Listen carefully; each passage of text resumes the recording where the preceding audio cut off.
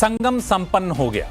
संस्कृति, आस्था और बाजार महाकुंभ इसके भी त्रिवेणी बनकर उभरा। इस बार का महाकुंभ इस मायने में भी अलग है क्योंकि इसने कई सारे रिकॉर्ड तोड़े और कई सारे नए रिकॉर्ड बनाए। यह एक ऐसा संगम रहा जिसकी मिसाल दुनिया में कहीं और नहीं मिली। लेकिन धर्म और आस्था से अलग इसका एक आर्थिक दर्शन भी है। अमृत महाकुंभ को समृद्धि और विकसित भारत के आगमन से भी जोड़ा जा रहा है। यूपी के लिए तो निश्चित तौर पर है ही ये एक बड़ा इकोनॉमिक बूस्टर, तो फिर क्यों देश के इस महापर्व और राष्ट्र के गर्व से बड़े बड़े नेता महज सियासी वजहों से किनारा काट जाते हैं? क्यों नहीं कुंभ जैसे महापर्व को विकसित भारत के एजेंडे में लाया जाए? आज हवाई अड्डा में करेंगे इसी पर चर्चा। नमस्कार, मैं हूं लक्ष्मण रॉय और शो के मेहमानों से आपका परिचय कराऊं इससे पहले देखिए विशेष रिपोर्ट।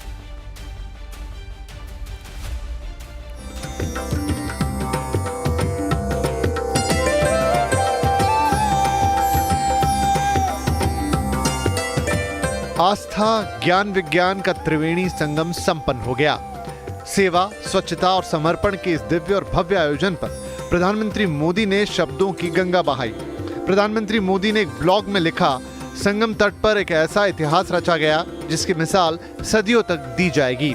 पीएम मोदी ने लिखा, बीते 45 दिन हर दिन मैंने देखा कैसे देश के कोने कोने से लाखों लाख लोग संगम तट की ओर बढ़े जा रहे हैं। संगम पर स्नान की भावनाओं का ज्वार लगातार बढ़ता ही रहा। हर श्रद्धालु बस एक ही धुन में था, संगम में स्नान। माँ गंगा, यमुना, सरस्वती की त्रिवेणी हर श्रद्धालु को उमंग, ऊर्जा और विश्वास के भाव से भर रही थी। प्रयागराज में हुआ महाकुंभ का ये आयोजन आधुनिक युग के मैनेजमेंट प्रोफेशनल्स के लिए, प्लानिंग और पॉलिसी एक्सपर्ट्स के लिए नए सिरे से अध्ययन का विषय बना है। आज पूरे विश्व में इस तरह के विराट आयोजन की कोई दूसरी तुलना नहीं है, ऐसा कोई दूसरा उदाहरण भी नहीं है। प्रधानमंत्री मोदी ने संगम तट पर आस्था की आराधना में भी कुछ कमी रह जाने के लिए माँ गंगा, माँ यमुना और माँ सरस्वती से क्षमा याचना भी की। उन्होंने लिखा, मैं जानता हूँ कि इतना विशाल आयोजन आसान नहीं था। मैं प्रार्थना करता हूँ कि माँ गंगा से, माँ यमुना से, माँ सरस्वती से, हे माँ, हमारी आराधना में कुछ कमी रह गई हो तो क्षमा करिएगा। जनता जनार्दन जो मेरे लिए ईश्वर का ही स्वरूप है, श्रद्धालुओं की सेवा में भी अगर हमसे कुछ कमी रह गई हो तो मैं जनता जनार्दन का भी क्षमा प्रार्थी हूँ। कुंभ को लेकर सवाल भी उठे। सत्ता पक्ष और साधु संतों ने राहुल गांधी और विपक्ष के बड़े नेताओं के स्नान नहीं करने पर सवाल उठाए तो विपक्षी नेताओं ने कुंभ के मैनेजमेंट को लेकर मोदी योगी पर निशाना साधा। ये ममता बनर्जी जी ने जो कहा है, वेस्ट बंगाल की मुख्यमंत्री ने ठीक ही कहा है। उनके लोगों की भी जान गई है और एक बहुत बड़े अंग्रेजी प्रतिष्ठित अखबार ने भी ये बात कही थी कि बंगाल के लोग जिनकी जान गई उनका नाम सूची में नहीं है। तो बड़ी संख्या में लोगों की जान गई है जो बंगाल या और प्रदेशों से आए थे। एफआईआर भी नहीं दर्ज हो रही है। कांग्रेस का प्रदेश अध्यक्ष होने के नाते मैं जाकर स्नान किया और जाके मंगल कामना की। हमारे नेता आदरणीय राहुल जी, खड़गे जी, प्रियंका जी निश्चित तौर से अजय प्रदेश अध्यक्ष हैं, वहाँ पर गए और मंगल कामना की। हम तो डुबकी मारने के लिए जाते थे तो उनको तो थोड़ा डुबाते थे, चाहे उनको डर होगा कि उनको कोई वहाँ डुबाएगी, लेकिन ऐसा कोई डुबाने की विषय नहीं है। सियासी बयान और घमासान से जरा हट कर देखें तो कुंभ का आर्थिक समृद्धि का भी दर्शन है। 45 दिनों के इस महायज्ञ में यूपी को करीब 3 लाख करोड़ रुपए की कमाई का अनुमान है। प्रधानमंत्री मोदी ने अपने ब्लॉग में इस तरफ भी इशारा किया और विकसित भारत के महायज्ञ को पूरा करने के लिए कुंभ जैसी यूनिटी की अपील की है। सवाल है कि अगर कुंभ या फिर दूसरे धार्मिक समारोह से राष्ट्र निर्माण के मिशन में मजबूती आती है तो फिर इसको लेकर संकोच क्यों? क्यों अपने तीर्थों और आस्था के केंद्रों को भी विकसित भारत के एजेंडे में क्यों न लाया जाए?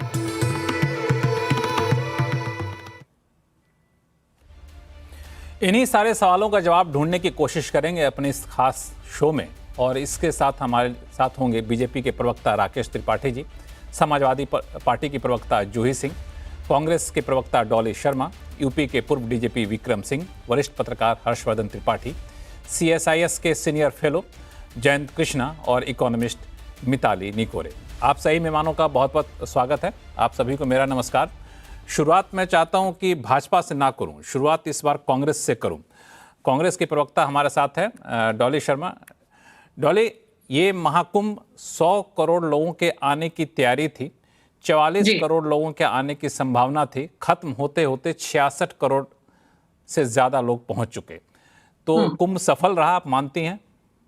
देखिए, बहुत अच्छी बात है। मुझे लगता है ज़्यादा से ज़्यादा लोगों को आना चाहिए था और काफ़ी लोग आए भी।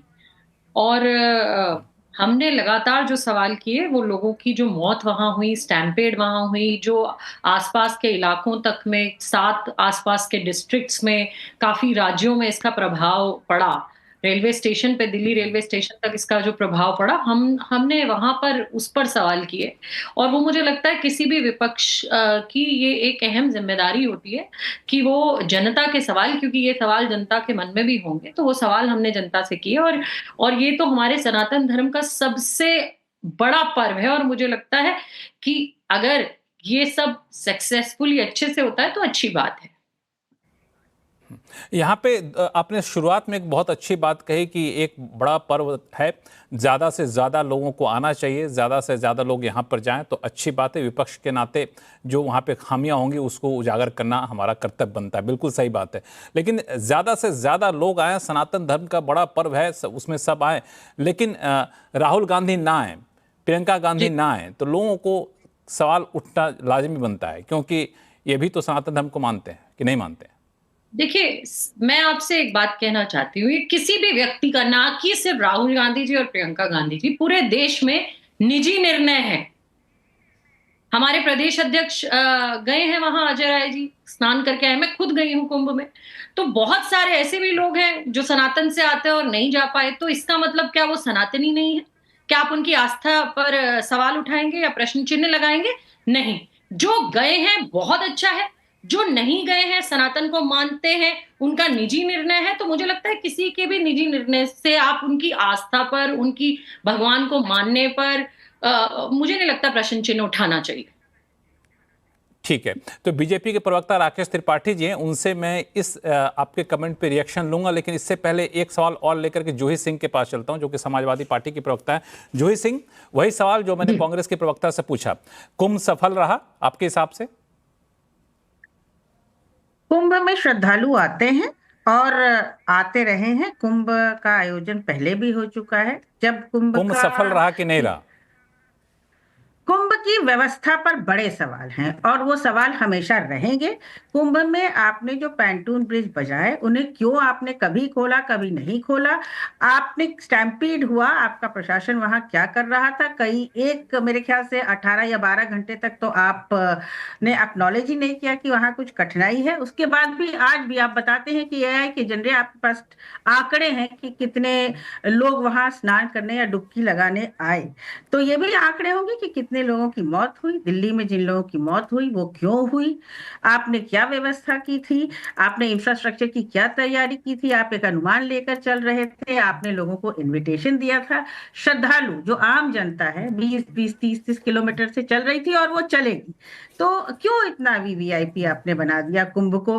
कई वीवीआईपी तो कई बार स्नान कर चुके थे। भारतीय जनता पार्टी के मंत्री, सरकार की को ये काम करना चाहिए और उनको किया या न किया इसको मुझे लगता है सरकार बेहतर बता पाएगी। ये कहना कि लाशें तो थी, तो ये कहना कि अगर किसी को लाशें दिखाई दी तो वो गिद्ध हो गया, किसी ने अगर गंदगी पर बोल दिया तो सुअर हो गया। तो शब्दों की जाल पे आप अपनी नाकामी को नहीं छुपा सकते हैं।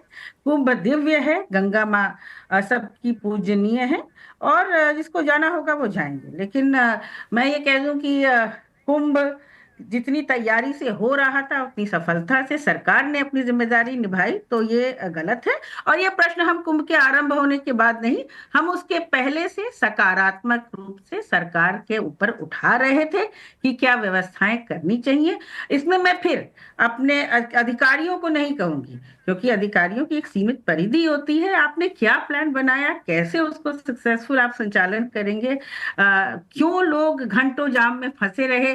क्यों आप संगम स्टेशन पे आपको ट्रेन लास्ट मोमेंट पर रद्द कर देनी पड़ी? तो आपने अपने इंट्रोडक्शन में कहा कि बहुत बड़ा एक एग्जाम्पल है ये पॉलिसी स्ट्रैटेजी एक सक्सेसफुल प्लानिंग के तहत। तो वो एग्जाम्पल तो मुझे नहीं दिख रहा है। उसके अलावा बिल्कुल कुंभ आस्था का पर्व है और कुंभ सफल है जी। राकेश त्रिपाठी जी, वो एग्जाम्पल नहीं दिख रहा है और व्यवस्था में जो खामियां थी उसकी तरफ इशारा कर रही हैं समाजवादी पार्टी की प्रवक्ता। कांग्रेस की प्रवक्ता का साफ तौर से कहना, राहुल गांधी जाएं ना जाएं किसी भी व्यक्ति का व्यक्तिगत फैसला होता है, इसकी नहीं जाने का मतलब ये नहीं कि सनातन विरोधी हैं। दो यक्ष प्रश्न है आपके सामने, राकेश जी। देखिए लक्ष्मण जी, आपकी स्क्रीन पर इस समय दर्शक देख रहे होंगे, बहुत सारे आंकड़े आपकी टीवी स्क्रीन पर दिखाई पड़ रहे हैं। इस कुंभ की विशालता को देखते, इसकी विराटता को, इसकी भव्यता और इसकी दिव्यता, मतलब जितने आंकड़े गिने जाएं, इन आंकड़ों को ही केवल गिनेंगे तो आपका पूरा शो खत्म हो जाएगा, लेकिन कुंभ की दिव्यता भव्यता के आंकड़े पूरी नहीं किए जा सकते। मतलब जिसकी कल्पना से परे है। हम सब जब इस बात की योजना के साथ जब डिबेट कर रहे थे, चर्चा कर रहे थे, टीवी पर डिस्कशंस में आते थे, और जब हम ये कहते थे 40 से 45 करोड़ लोग आएंगे, तो सच में ईमानदारी से इस बात को स्वीकार करने में कोई गुरेज नहीं है कि 40-45 करोड़ लोग आएंगे, इनकी व्यवस्था कैसे होगी, कैसे संपन्न होगा। सच में 40-45 करोड़ लोग आ जाएंगे, इस बात को लेकर के मन के भीतर ही सवाल उठा करते थे। लेकिन इतनी भव्यता के साथ ये कुंभ संपन्न हो जाएगा। आज उत्तर प्रदेश के निवासी के तौर पर, भारतीय जनता पार्टी के कार्यकर्ता के तौर पर मैं बहुत संतोष के साथ व्यक्त कर रहा हूं। और ये आयोजन कोई भारतीय जनता पार्टी का आयोजन नहीं था, यह आयोजन कोई सरकार का आयोजन नहीं था, यह आयोजन सनातन का आयोजन है, ये भारत का आयोजन है, भारत की आत्मा और चेतना का आयोजन है। और जिस तरह से एक आध्यात्मिक चेतना का विकास होते हुए देखा है हमने, इतनी बड़ी संख्या में 66 करोड़ 30 लाख लोगों ने डुबकी लगाई है। आप अगर केवल 2024 के आम चुनाव में मतदान करने वालों की अगर संख्या देखेंगे तो 64 करोड़ 20 लाख लोग, यानी इस देश की राजनीतिक चेतना में अभिव्यक्ति करने वाले, जो घर के पड़ोस में ही पोलिंग स्टेशन है वहां पर जाकर के वोट डालने वालों की संख्या 64 करोड़ 20 लाख। और करोड़ों, मतलब करोड़ों लोग इस तरह से खींचे चले आते हैं, सैकड़ों और हजारों किलोमीटर तक की यात्रा करके, अपने पैसे खर्च करके 45 दिनों के भीतर 66 करोड़ 30 लाख लोग जाकर के संगम में डुबकी लगाते हैं। एक तरफ लोगों की आस्था, एक तरफ लोगों का विश्वास, और दूसरी तरफ विपक्ष का नकारात्मक रवैया। जोई सिंह जी इस बात को बहुत विश्वास के साथ कह रही हैं कि हम तो बहुत पहले से ही कह रहे थे। क्या कह रहे थे पहले से? समाजवादी पार्टी के सुप्रीमो अखिलेश यादव जी लगातार ये कह रहे थे पांटन पुल बने ही नहीं है, बिजली की व्यवस्था हुई ही नहीं है। वो लगातार लोगों को डरा रहे थे और बाद में कहना शुरू किया कि ट्रेनें खाली आ रही हैं, कुंभ में तो कोई जा ही नहीं रहा है, ये आंकड़े सरकार फर्जी दे रही है। लेकिन जब चारों तरफ की सड़कें जाम होती हुई देखी, जब चारों तरफ आपने श्रद्धालुओं का रेला देखा, तब ये सारी बातें पलटते गए। फिर क्या कहना शुरू किया कि वहां गंगा का जल पवित्र नहीं है। यह कहने का काम किया ममता बनर्जी ने कि यह तो मृत्यु कुंभ है। तरह तरह से लोगों को डराने का, अफवाहें फैलाने का, नकारात्मक प्रचार करने का कोई मौका छोड़ा नहीं है। और मल्लिकार्जुन खड़गे तो कह रहे थे कि हाँ, डुबकी लगाने से गरीबी दूर नहीं होती, जैसे लगा कि कुंभ कोई गरीबी उन्मूलन का कार्यक्रम है। यह भी सवाल उठाए अखिलेश यादव ने कि इतने पैसे खर्च कर दिए, अब किसानों के लिए पैसे राज्य सरकार कहां से खर्च करेगी। मतलब मुझे तो बड़ा तरस आता है कि किस प्रकार की बुद्धि का इस्तेमाल कर रहे हैं। उत्तर प्रदेश के पूर्व मुख्यमंत्री रह चुके हैं और इस तरह की बातें कह रहे हैं कि कुंभ में इतना पैसा खर्च कर दिया तो किसानों पर अब कहां से खर्च करेंगे। मुझे